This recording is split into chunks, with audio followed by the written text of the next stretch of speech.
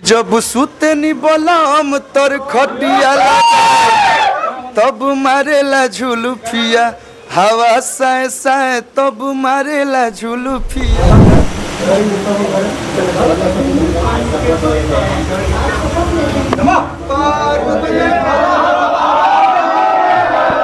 नमस्कार, मैं सतीश सरकार। अभी आप देख रहे होंगे सामने से अरविंद अकेला उर्फ कल्लू जी, जो कि क्रेयांश स्टूडियो के ओपनिंग में अभी आ रहे हैं। सबसे पहले भैया स्वागत है, क्या कुछ कहिएगा जो भोजपुरी इंडस्ट्री में अभी चल रहा है? सबसे पहले सभी को प्रणाम। चलिए तनी स्टूडियो देखा जाए तब बातचीत किया जाएगा। बहुत बहुत बधाई इनके भाई के जो आज इनकर स्टूडियो के आज ओपनिंग बा। भगवान करस खूब आगे बढ़स और आवे वाला फिल्म के बारे में क्या कुछ कहूँ भैया? जो भी फिल्म जो आज स्टूडियो में आयल बनी सामने के पहले स्टूडियो देखल जाओ भाई के एकदम ढेर सारा प्यार आशीर्वाद आप लोग। आज कोनो बातचीत ना, आज भाई के बात आरा में आगमन के वजह का बा। आरा स्टूडियो के ओपनिंग बा और भले हमार जन्म भूमि आरा है, बक्सर है, लेकिन हमार कर्म भूमि हमार शुरुआती दौर ये जौरे से शुरुआत बिल बा। आरा के हमारे अरविंद भैया आयल बनी, अरविंद मिश्रा जी। और आज हम जौन भी बानी, अगर एल्बम दौर में देखल जाओ तो शुरुआत से ही ये आरा जिला के सपोर्ट बा और एजा से ढेर सारा प्यार आशीर्वाद मिलेला। तो आरा हमारे जीवन में बहुत ही महत्व रखता है। तो भोजपुरी फिल्म इंडस्ट्री के बारे में भी एक बार जानना चाहूँगा कि फिल्म इंडस्ट्री से भोजपुरी के दर्शक काहे दूर भागत जाता है? देखिए, फिल्म अच्छा बनी, फिल्म लोग अच्छा बनावता तो लोग देखबे करी।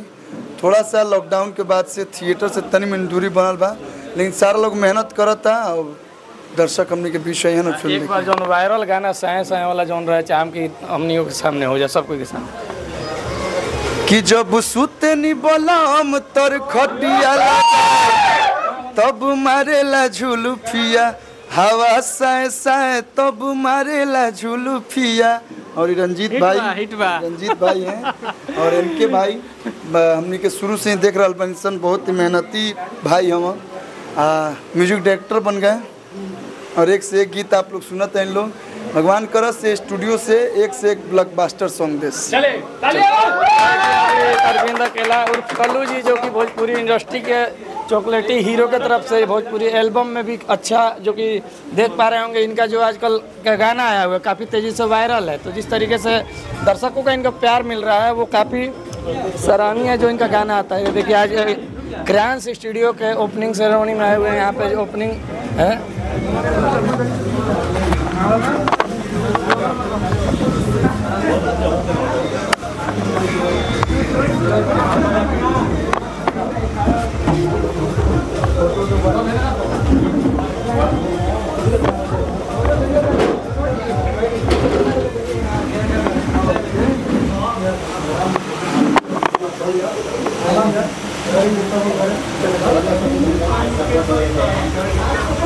नमः पार्वती।